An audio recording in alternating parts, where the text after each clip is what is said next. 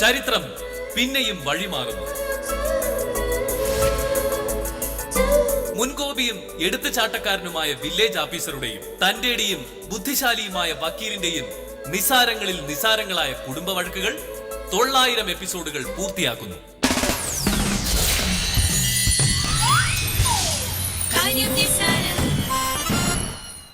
പാഠം 900. മാറുന്ന ശീലങ്ങൾ.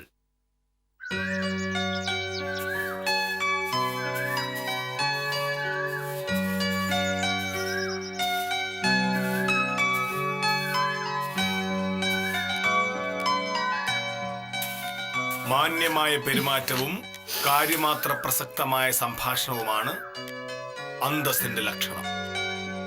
ഓരോ വിഷയത്തിലും പഠിച്ചു മാത്രം അഭിപ്രായം പറയുകയും പറയുന്ന കാര്യങ്ങളിൽ ഉറച്ചു നിൽക്കുകയും ചെയ്യുന്നവരെയാണ് വിവേകശാലികൾ എന്ന് വിളിക്കുന്നത്.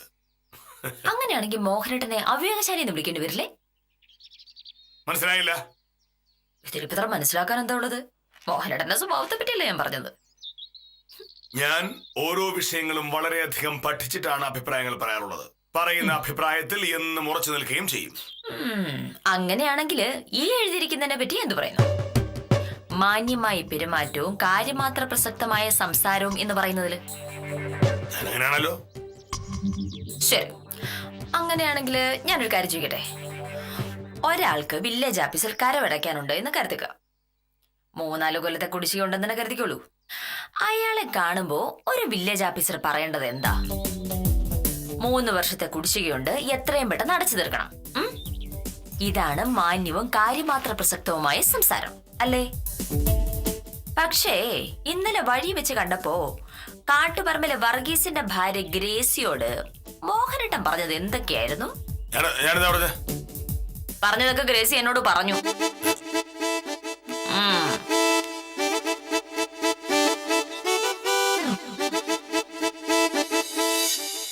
സാറ് പറയുന്നതൊക്കെ ശരിയാ. 3 കൊല്ലമായിട്ട് കരമടച്ചിട്ടില്ലെന്നുള്ളതും സത്യം. വർഗീസേട്ടനോട് ഞാൻ എന്നും പറയും കരം അടയ്ക്കാൻ. പക്ഷേ അങ്ങേരുടെ കയ്യിൽ പൈസയൊന്നും ഇല്ല സാർ. അതൊരു ന്യായമല്ലല്ലോ. നിങ്ങൾ കഴിഞ്ഞ ആഴ്ച ഒരു പുതിയ ബൈക്ക് വാങ്ങിയല്ലോ.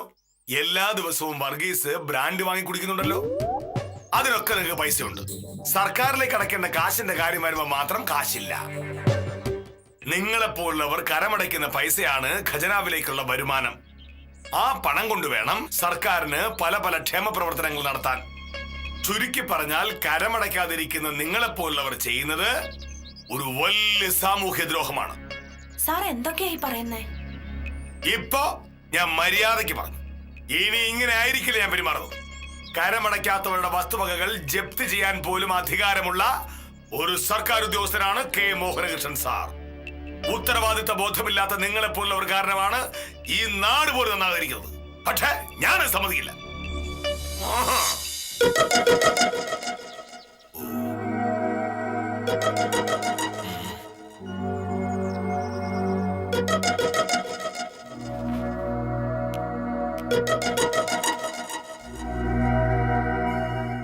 ഞാൻ ഗ്രേസിയോട് പറഞ്ഞതൊക്കെ കാര്യമല്ലേ?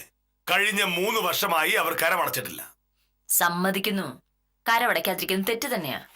പക്ഷെ ആ തെറ്റിനെ മോഹനേട്ടൻ കൈകാര്യം ചെയ്ത രീതി അതിലും വലിയ തെറ്റായി പോയില്ല മോനേട്ടാ. ഒരു സ്ത്രീയോട് ഇങ്ങനെയാണോ സംസാരിക്കേണ്ടത്? ഞാൻ ഒരാവശ്യം പറഞ്ഞില്ലല്ലോ. വർഗീസ് ബൈക്ക് വാങ്ങിയതോ കള്ളു കുടിച്ചതോ ഒന്നും മോഹനേട്ടന്റെ പ്രശ്നമല്ല. അതൊക്കെ ചെയ്യാൻ സ്വാതന്ത്ര്യമുള്ളൊരു നാട്ടിലാണ് വർഗീസ് ജീവിച്ചുകൊണ്ടിരിക്കുന്നത്. പക്ഷേ സർക്കാരിലേക്ക് അടയ്ക്കേണ്ട പൈസ അടയ്ക്കാതിരിക്കുന്നത് തെറ്റല്ലേ? കൊടുത്തു തീർക്കാനുള്ള കടങ്ങളും ബാധ്യതകളും തീർത്തിട്ട് വേണം ധൂർത്തടിക്കാൻ. മോഹനേട്ട വില്ലേജ് ഓഫീസറാണോ അതോ ഉപദേശിയാണോ? എന്റെ മോനേട്ടാ, ഗ്രേസിയെ വഴി വെച്ച് കണ്ടപ്പോ ഇത്രയും പണം അടയ്ക്കാനുണ്ട് ഗ്രേസി, അത് ഉടനെ അടച്ചില്ലെങ്കിൽ ഡിപ്പാർട്ട്മെന്റിന്റെ നടപടി ഉണ്ടാവും എന്ന് പറഞ്ഞിരുന്നെങ്കിൽ എത്ര നന്നായിരുന്നു. ഇതിനെയാണ് നമ്മൾ കാര്യമാത്ര പ്രസക്തമായ സംസാരം എന്ന് പറയുന്നത്. മനസ്സിലായോ? മോഹനേട്ട ഒരു ദിവസം സംസാരിക്കുന്നതിൽ പകുതി കാര്യം ഒരാവശ്യമില്ലാത്തതാണ്. കൂട്ടത്തിലോ ഒടുക്കത്തെ ദേഷ്യവും. ഇങ്ങനെ ദേഷ്യമൂത്ത് മോഹനേട്ടൻ കാണിച്ചു കൂട്ടുന്ന ഓരോ അക്രമങ്ങൾക്ക് നാട്ടുകാരോട് സമാധാനം പറഞ്ഞുകൊണ്ടിരിക്കുന്ന ഈ ഞാനാ. മോഹനേട്ടൻ എന്തെങ്കിലും പറയാൻ ആളുകൾക്ക് പേടിയല്ലേ? ചാടിക്കടിക്കാൻ ചെല്ലില്ലേ? അതുകൊണ്ട് മോഹനേട്ടനെ പറ്റിയുള്ള പരാതി മുഴുവൻ നാട്ടുകാർ എന്റെ അടുത്താണ് പറഞ്ഞുകൊണ്ടിരിക്കുന്നത്. അങ്ങനെ ഒരു പരാതി നിന്റെ അടുത്ത് പറയാനൊന്നുമില്ല. അയ്യടാ, കേൾക്കുന്ന എനിക്കല്ലേ അതറിയുള്ളൂ. ഈ ദേഷ്യമല്ല ഒതുക്കി വെച്ച് മോഹനേട്ടൻ ക്ഷമയോടൊന്ന് സംസാരിച്ച് പഠിക്കുക ഇനിയെങ്കിലും. ചെല്ലേ.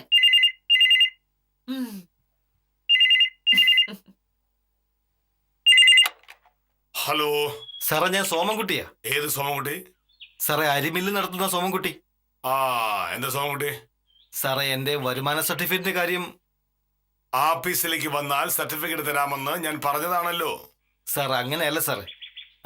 വാർഷിക വരുമാനം 20,000 രൂപ താഴെയാണെങ്കിൽ എന്റെ ആവശ്യം നടക്കുള്ളൂ. സാർ, എനിക്കൊരു സർട്ടിഫിക്കറ്റ് തന്നാല്. ഓഹോ, അപ്പോ സോമൻകുട്ടിയുടെ ആവശ്യങ്ങൾക്കനുസരിച്ച് സർട്ടിഫിക്കറ്റ് എഴുതി തരാനാണ് സർക്കാർ എനിക്ക് ശമ്പളം തരുന്നത് അല്ലേ? എന്റെ അന്വേഷണത്തിൽ സോമൻകുട്ടിയുടെ വാർഷിക വരുമാനം 1 ലക്ഷത്തിന് മുകളിലാണ്. അങ്ങനെ ഒരാൾക്ക് 20,000 രൂപയെ വരുമാനമുള്ളൂ എന്ന് പറഞ്ഞ് സർട്ടിഫിക്കറ്റ് എഴുതി തരാൻ വേലയാളെ നോക്കിയാൽ മാന്യനും സത്യസന്ധനുമായ ഒരു സർക്കാർ ഉദ്യോഗസ്ഥനെ സ്വാധീനിച്ച് അഴിമതി നടത്താൻ നിർബന്ധിക്കുന്ന സോമൻകുട്ടിയുടെ കൈയും കാലും തല്ലി ഓടിക്കാൻ വേണ്ടത്. നിങ്ങളെ പോലവരാണ് ഈ നാട് നശിപ്പിക്കുന്നത്. മേലിൽ ഇമാതിരി കാര്യങ്ങൾ പറഞ്ഞ് എന്നെ വിളിക്കുകയോ വില്ലേജ് ഓഫീസിൽ കയറി വരികയോ ചെയ്താൽ സോമൻകുട്ടിയുടെ പൊടി പോലും കാണില്ല. എന്താ മോഹനേട്ടാ ഇത്? വർഷം 1 ലക്ഷത്തിന് മുകളിൽ വരുമാനമുള്ള ആൾക്ക് 20,000 രൂപയ്ക്ക് താഴെ വരുമാനം ഉണ്ടെന്ന് പറഞ്ഞ് ഞാൻ സർട്ടിഫിക്കറ്റ് എഴുതി കൊടുക്കണമെന്ന്. എന്താ ചെയ്യേണ്ടത്? ഓ, അയാൾ ഒന്നും ചെയ്യാൻ മോഹനേട്ടൻ അധികാരമില്ല. സർട്ടിഫിക്കറ്റ് കൊടുക്കാതിരിക്കാം, അത് ചെയ്താ പോരെ? ഇതിപ്പോ വെറുതെ ദേഷ്യപ്പെട്ട് മോഹനേട്ടൻ ആരോഗ്യം കളഞ്ഞു അയാളെ ശത്രുവാക്കി. അയാള് ശത്രു എനിക്ക് പുല്ല.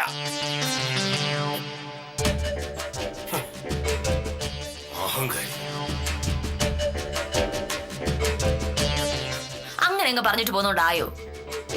ഇതാണ് ഞാൻ നേരത്തെ പറഞ്ഞത്, മോഹനേട്ടന്റെ ഈ ദേഷ്യം ഒന്ന് കുറയ്ക്കണമെന്ന്. ഈ പ്രശ്നത്തിൽ ന്യായം മോഹനേട്ടന്റെ പക്ഷത്ത് തന്നെയാ. പക്ഷേ അത് പറഞ്ഞ ഈ രീതിയാണ് കുഴപ്പം. സോമൻകുട്ടി, 20,000 രൂപയിൽ താഴെയാണ് വരുമാനം എന്നെഴുതി സർട്ടിഫിക്കറ്റ് തരാൻ പറ്റില്ല. തീർന്നില്ലേ പ്രശ്നം? നോക്കേ, നാട്ടുകാരെ മര്യാദ പഠിപ്പിക്കേണ്ട ജോലി മോഹനേട്ടന്റേതല്ലോ. മോഹനേട്ടൻ ഒരു വില്ലേജ് ഓഫീസർ അല്ലേ? ആളുകൾ എന്തു വേണമെങ്കിലും പറഞ്ഞോട്ടെ, അതിനിങ്ങനെ ചാടിക്കടിച്ച് മറുപടി പറയണോ?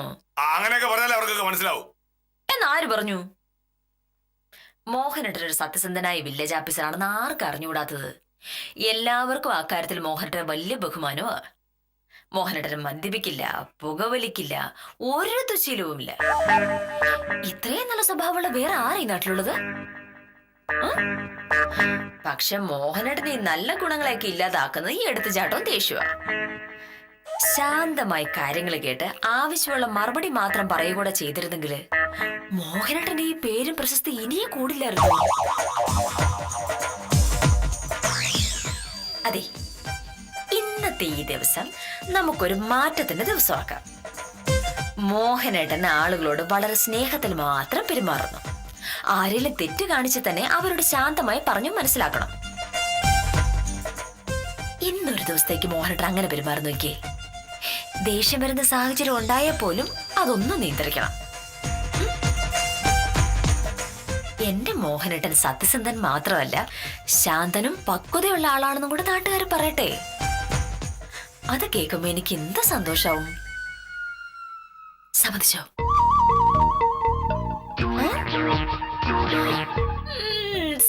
സമ്മതിച്ചു. അപ്പോ ഇന്നു മുതൽ എന്റെ മോഹനേട്ടൻ ഒരു പുതിയ മോഹനേട്ടൻ.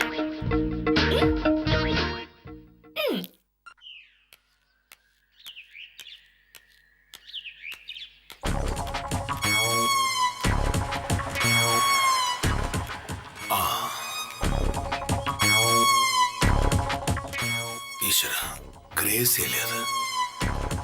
ഭാമയുടെ വാക്ക് കേട്ടില്ലെന്ന് വേണ്ട. ഒരല്പം മാന്യമായി പെരുമാറും. നമസ്കാരം ഗ്രേസി സഹോദരി. ഞാൻ ഇന്നലെ ഗ്രേസിയോട് കുറച്ച് കയർത്ത് സംസാരിച്ചു അല്ലേ? ഈ ഭൂനികുതി എന്ന് പറയുന്നത് സർക്കാരിലേക്ക് അടയ്ക്കാൻ എല്ലാ ഭൂവുടമകളും ബാധ്യസ്ഥരാണ് എന്നുള്ള കാര്യം ഗ്രേസിക്ക് അറിയാലോ. ആ നികുതി പിരിച്ചെടുക്കാൻ നിയമാനുസൃതം നിയമിക്കപ്പെട്ട ഒരു സർക്കാർ ഉദ്യോഗസ്ഥനാണല്ലോ ഈ കെ മോഹൻ സാറ്. സാറിന് പറയാനുള്ളതൊക്കെ സാർ ഇന്നലെ പറഞ്ഞതാണല്ലോ. കഴിഞ്ഞ 3-4 വർഷത്തെ നികുതി കുടിശ്ശിക ഉണ്ടെന്നുള്ളത് സമ്മതിച്ചു. അതടക്കം ഇപ്പൊ എന്റെ കയ്യിൽ പൈസ ഇല്ല. പക്ഷെ സാറിങ്ങനെ എന്റെ പിന്നാലെ നടന്ന് ശല്യപ്പെടുത്തുന്നത് കഷ്ടമാണ്. അങ്ങനെയല്ല, അങ്ങനെയാണ്. ആണോ? അല്ലല്ല. നിയമപ്രകാരം കരം പിരിക്കാനുള്ള അവകാശം സാറിനുണ്ടായിരിക്കും. ഞാൻ കരം സമയത്ത് അടച്ചില്ല. സാർ ഒരു കാര്യം ചെയ്യ്, എനിക്കെതിരെ നിയമ നടപടി എടുത്തോ. പ്രശ്നം തീർന്നില്ലേ?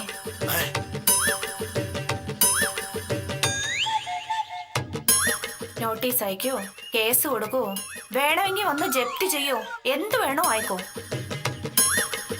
പക്ഷെ എന്റെ പുറകെ നടന്ന് ശല്യപ്പെടുത്തുന്ന ഈ പരിപാടി നിർത്തിയില്ലെങ്കിൽ ഞാൻ സാറിനെതിരെ കേസ് കൊടുക്കും. അറിയാവല്ലോ, പെണ്ണുങ്ങളെ ശല്യപ്പെടുത്തിയ സംഗതി വഷളാവുമെന്ന്. സാറിന്റെ ജപ്തി കേസ് പോലെ ആയിരിക്കില്ല ബലാത്സംഗ കേസ്.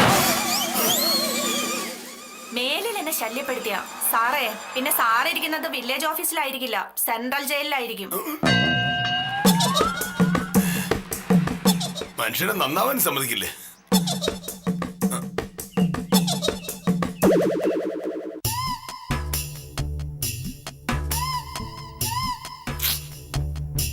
വൈകിട്ട് കുറച്ച് നേരത്തെ പോകാൻ പറ്റിയാലേ കാര്യങ്ങളൊക്കെ നടക്കൂ കാഞ്ഞന സാറേ.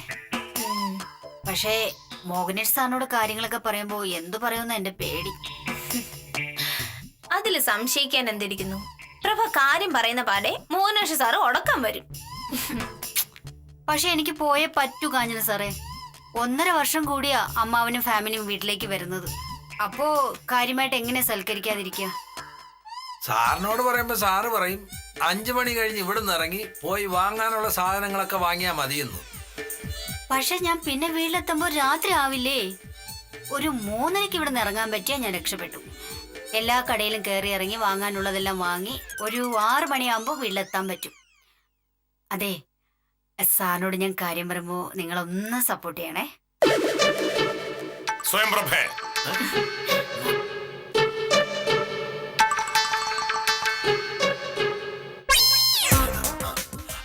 എന്താ പ്രശ്നം?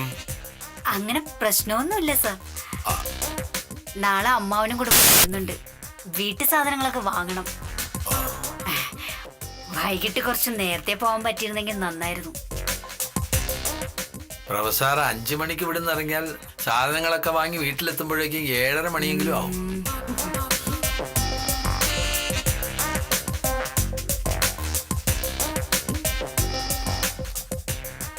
സ്വയംപ്രഭ ഒരു സർക്കാർ ഉദ്യോഗസ്ഥയല്ലേ? അതെ സാർ. ഒരു സർക്കാർ ഉദ്യോഗസ്ഥയായ സ്വയംപ്രഭ മനസ്സിലായി സാർ. 10 മണി മുതൽ 5 മണി വരെ ഓഫീസിൽ ഉണ്ടാവണം. അതുകൊണ്ട് നേരത്തെ പോകാൻ പറ്റില്ല. ഇതല്ലേ സാർ പറയാൻ വന്നത്? അല്ലെങ്കിൽ ഞങ്ങൾക്ക് അറിയായിരുന്നു ഇതിങ്ങനെ വരുവോളന്ന്. പെണ്ണുങ്ങളുടെ പ്രയാസമൊന്നും പറഞ്ഞാൽ സാറിന് മനസ്സിലാവൂല. എനിക്ക് നേരത്തെ പോകണ്ട. രാത്രി പോയി ഞാൻ സാധനങ്ങൾ വാങ്ങിച്ചോളാം. പോരെ? ഞാൻ പറയാൻ വന്നത് അതല്ലല്ലോ. ഞാൻ സ്വയംപ്രഭയോട് എന്താ പ്രശ്നമെന്ന് ചോദിച്ചപ്പോ വൈകിട്ട് നേരത്തെ പോകണമെന്ന് സ്വയംപ്രഭ പറഞ്ഞു. കൂട്ടത്തിൽ ശിശുപാലൻ സ്വയംപ്രഭയുടെ കാര്യം പറയാൻ വന്നത് എന്തിനാണ്? 5 മണിക്ക് ഇവിടെ നിന്ന് ഇറങ്ങിയാൽ വീട്ടിലെത്തുമ്പോൾ 7:30 ആകുമെന്നുള്ള കാര്യം സ്വയംപ്രഭയല്ലേ എന്നോട് പറയേണ്ടത്? അതിൽ ശിശുപാലൻ എന്താണ് കാര്യം?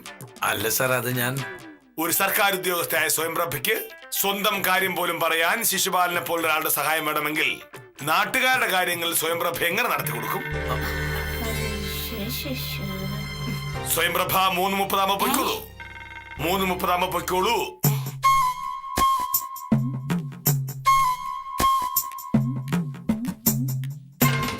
ഈശ്വര, സാറ് സമ്മതിച്ചു. ഇതെന്തൊരു അത്ഭുതമാണ്. സാറിന് ഇതെന്ത് പറ്റി? സാറിന്റെ മനസ്സ് അത്ര നല്ലതാണെന്ന് എനിക്ക് നേരത്തെ അറിയാം. ശിശുപാലൻ ചേട്ടൻ എന്തിനാ അതിനിടയ്ക്ക് എന്റെ കാര്യം പറയാൻ വന്നത്? എന്റെ കാര്യം നോക്കാൻ എനിക്കറിയില്ല. അയ്യോ, അത് കൊള്ളാലോ. പാലം കടക്കോളം നാരായണ, പാലം കടന്നു കഴിഞ്ഞാ പൂരായണ.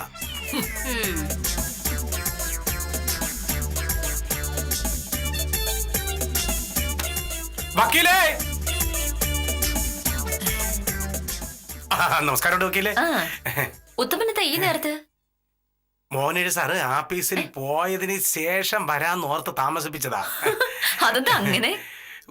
ഒന്നും പറയണ്ട വക്കീലേ, അതൊരു വലിയ കഥയാണ്. തേക്കൻകാട്ടിലെ വിനോദെ ഒരു 15 സെന്റ് ഭൂമി വാങ്ങിച്ചിട്ട് അത് പോക്കുവരവ് ചെയ്യാൻ എന്റെ വില്ലാഫീസിലോട്ട് ചെന്ന് സർവേ നമ്പറിൽ എന്തോ പ്രശ്നം കണ്ട് അത് തിരുത്തണമല്ലോ എന്ന് മോനേര് സാറ് പറഞ്ഞു. അവന്റെ വിവരക്കേട് കൊണ്ട് അവൻ പറഞ്ഞു തിരുത്താനൊന്നും സമയമില്ല, സാറിന് എന്താന്ന് വെച്ചാ തരാന്ന്.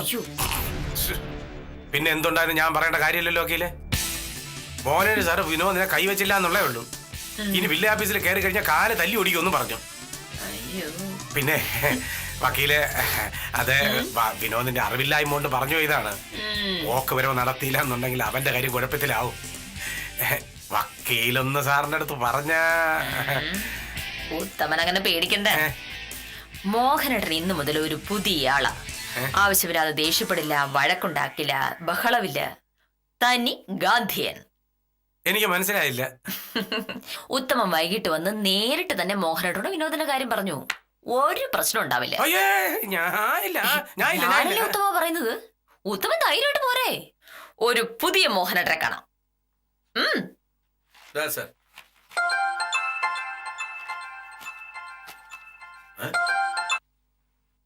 ഹലോ. ആ സ്വയംപ്രഭേ, ഞാനാ സത്യഭാമ. ആ എന്താ വക്കീലേ?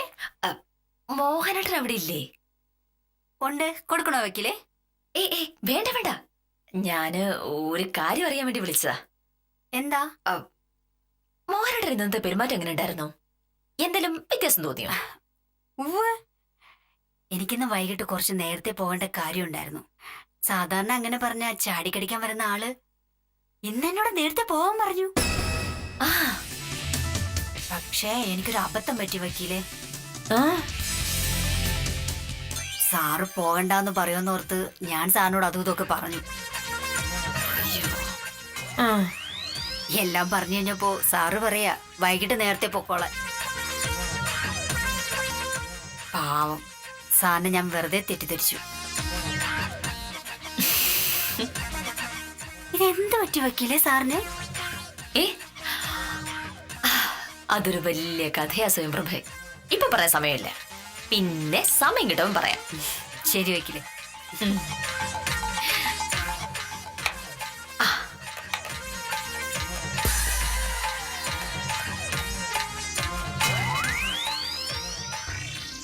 ആ ഉത്തമ, എന്റെ ഉപദേശം ഏറ്റിട്ടുണ്ട്.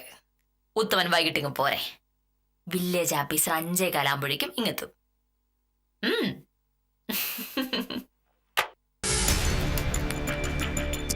ആളുകളോട് മാന്യമായി പെരുമാറാൻ അവര് സമ്മതിച്ചിട്ടുണ്ട്. ഗ്രേസിയോട് നല്ല ദേഷ്യപ്പെട്ടതിന് ക്ഷമ പറയാൻ ചെന്നപ്പോ എന്നെ ഒരു ബലാത്സംഗ കേസ് കൊടുക്കുമെന്ന് പറഞ്ഞു. പിന്നെ സ്വയംപ്രഭ കാര്യം ഞാൻ അറിഞ്ഞു. മോഹനേട്ടന്റെ ദേഷ്യം എടുത്തിയാട്ടമൊക്കെ മാറിയെന്നറിയാതെ സ്വയംപ്രഭയെ മോഹനേട്ടനോട് ചൂടായില്ലേ? ഞാൻ സ്വയംപ്രഭയെന്ന് വിളിച്ചിരുന്നു.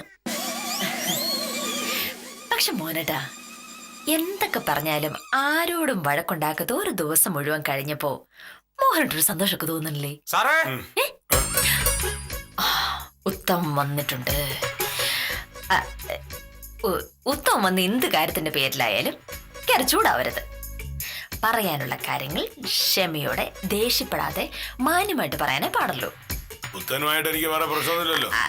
ഇല്ല, പ്രശ്നമുള്ള വല്ല കാര്യമായിട്ടാണ് ഉത്തമം വന്നതെങ്കിലോ ഞാന് ഒരു മുന്നറിയിപ്പ് തന്നേ ഉള്ളൂ.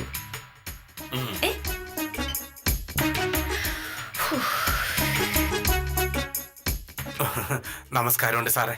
നമസ്കാരം. സാറിപ്പോ ആഫീസിൽ നിന്ന് വന്നേ ഉള്ളൂ അല്ലേ? അതെ, എല്ലാ ദിവസത്തെയും പോലെ കൃത്യം 5:15 ഞാൻ ഇവിടെ എത്തിച്ചേർന്നു. ഉത്തമൻ എന്താണ് ഈ സമയത്ത്? ഞാൻ സാറിനെ ഒന്ന് കാണാൻ വേണ്ടി വന്നതാണ്. അത് മനസ്സിലായി. ഉത്തമൻ ചായ കുടിച്ചോ? ഭാമേ, ഉത്തമനൊരു ചായ കൊടുക്കൂ. എനിക്ക് വേണ്ട സാർ. സാറേ, ഞാൻ തേക്കൻകാട്ടിലെ വിനോദിന്റെ കാര്യം പറയാൻ വേണ്ടി വന്നതാണ്. വിനോദിന്റെ എന്ത് കാര്യം? അവൻ പുതുതായി വാങ്ങിച്ച ഭൂമിയുടെ പോക്കുവരവിന്റെ കാര്യം. വിനോദ് ഈ ആവശ്യവുമായി ഇന്നലെ എന്നെ സമീപിച്ചിരുന്നു. അപ്പോൾ ഞാൻ അദ്ദേഹത്തോട് പറഞ്ഞു, പ്രിയപ്പെട്ട വിനോദ്, ആധാരത്തിലെയും തണ്ടപ്പേർ രജിസ്റ്ററിലെയും സർവേ നമ്പറുകൾ തമ്മിൽ വ്യത്യാസമുണ്ട്, അതൊന്ന് തിരുത്തേണ്ടി വരുമല്ലോ എന്ന്. അതെ അതെ അതെ അതെ. സാറത് പറഞ്ഞപ്പോ അവൻ അറിയാതെ എന്തോ വിവരക്കേട് പറഞ്ഞു. അതെ അതെ, സത്യസന്ധനായ ഒരു സർക്കാർ ഉദ്യോഗസ്ഥനായ എനിക്ക് അദ്ദേഹം കൈക്കൂലി തരാമെന്ന് പറഞ്ഞു. അവന്റെ വിവരക്കേട്. അപ്പോഴുള്ള ദേഷ്യത്തിൽ ഞാൻ അദ്ദേഹത്തോട് എന്തൊക്കെയോ പറഞ്ഞും പോയി. അത് വല്ലാതെ കൂടിപ്പോയെന്ന് എനിക്കിപ്പോ മനസ്സിലാകുന്നുണ്ട്. അങ്ങനെയാണെന്നുണ്ടെങ്കിൽ നാളെ വിനോദിനോട് വില്ലേജ് ഓഫീസിലോട്ട് ചെല്ലാൻ പറയട്ടാ സാറേ.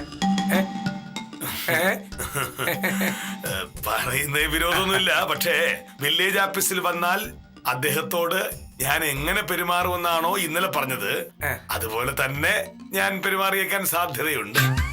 പിന്നെ സത്യസന്ധനായ ഒരു സർക്കാർ ഉദ്യോഗസ്ഥന് കൈക്കൂലി കൊടുക്കാൻ ശ്രമിച്ച വിനോദിന്റെ വക്കാലത്തുമായി ഉത്തമനോട് വന്നു കയറിയത് എനിക്ക് അശേഷം ഇഷ്ടപ്പെട്ടിട്ടില്ല. ഇനി ഒരിക്കൽ കൂടി ഉത്തമൻ ഇത് ആവർത്തിച്ചാൽ നെല്ല് കുത്താൻ ഉപയോഗിക്കുന്ന ഒരു ഉപകരണം ഉണ്ടല്ലോ, അതുപയോഗിച്ച് ഞാൻ ഉത്തമന്റെ ഈ വലത് കാല് മനോഹരമായി ഇഞ്ച ചതയ്ക്കും പോലെ അങ്ങ് ചതയ്ക്കും. ഒലക്കല്ലേ? മാത്രമല്ല ആ വിനോദനെ അദ്ദേഹം എനിക്ക് കൈക്കൂലി തരാൻ ശ്രമിച്ച കാര്യം ബന്ധപ്പെട്ട പോലീസ് അധികാരികളെ രേഖാമൂലം അറിയിച്ച് വേണ്ട നടപടികൾ എടുക്കാൻ ഞാൻ ആവശ്യപ്പെടുകയും ചെയ്യും. അതിന്റെ ഭാഗമായി അദ്ദേഹം അഴികൾ എണ്ണുകയോ ഗോതമ്പുണ്ട കഴിക്കുകയോ ചെയ്യേണ്ടി വന്നാൽ ഞാനതിൽ തീർത്തും നിരപരാധിയായിരിക്കും. ഞാൻ ഈ പറഞ്ഞ കാര്യങ്ങൾ തൊപ്പിക്കാരനായ താങ്കൾക്ക് മനസ്സിലായെങ്കിൽ എത്രയും പെട്ടെന്ന് മടങ്ങിപ്പോകാം. പോകാൻ വൈകുന്ന ഓരോ നിമിഷവും താങ്കളുടെ ഇടതുവശത്തെ ചില ദന്തങ്ങൾക്ക് തകരാറുണ്ടാവാൻ സാധ്യതയുണ്ട്. ഞാൻ എന്നാ ഇറങ്ങട്ടെ വക്കീലെ? ആ ശരി, പോയി വരൂ. ഭാമേ, ഞാൻ വളരെ സഭ്യമായും പക്വതയോടും കൂടി ഉത്തമനോട് സംസാരിച്ചില്ലേ? സത്യത്തിൽ എനിക്ക് ദേഷ്യം വന്നതേയില്ല. നിന്റെ ഉപദേശം വളരെയധികം ഫലം ചെയ്തു എന്നതാണ് അതിനർത്ഥം. ഭാവിയിലും ഇത്തരം ചില ഉപദേശങ്ങൾ നൽകി നീ എന്നെ നേർവഴിയിലേക്ക് നടത്തുമെന്ന് ഞാൻ പ്രതീക്ഷിക്കുന്നു. മതി. ഒന്നെങ്കിൽ കളരിക്ക് പുറത്ത്, അല്ലെങ്കിൽ ആശാന്റെ നെഞ്ചത്ത് എന്ന് പറയുന്ന ഇതിനെ തന്നെയാ. മോഹനേട്ടനെ ഉപദേശിക്കാൻ വന്ന് എന്നെ പറഞ്ഞാ മതി, എന്നെ മാത്രം.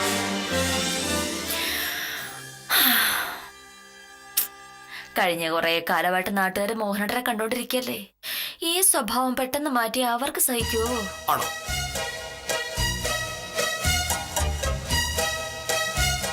മോഹനേട്ടൻ എങ്ങനെയാണോ അങ്ങനെ തന്നെ ഇരുന്നാ മതി. അങ്ങനെ ഇരിക്കാനല്ലേ പറ്റും. നന്നാവാൻ നോക്കിയ വില്ലേജ് ഓഫീസറെ നന്നാവാൻ നാട്ടുകാർ സമ്മതിക്കാത്തത് മനസ്സിലാക്കാം. ഭർത്താവിന്റെ സ്വഭാവം നന്നാവുന്നത് വക്കീലിനും ഇഷ്ടമല്ലെങ്കിൽ പിന്നെ നമുക്ക് എന്ത് ചെയ്യാൻ പറ്റും?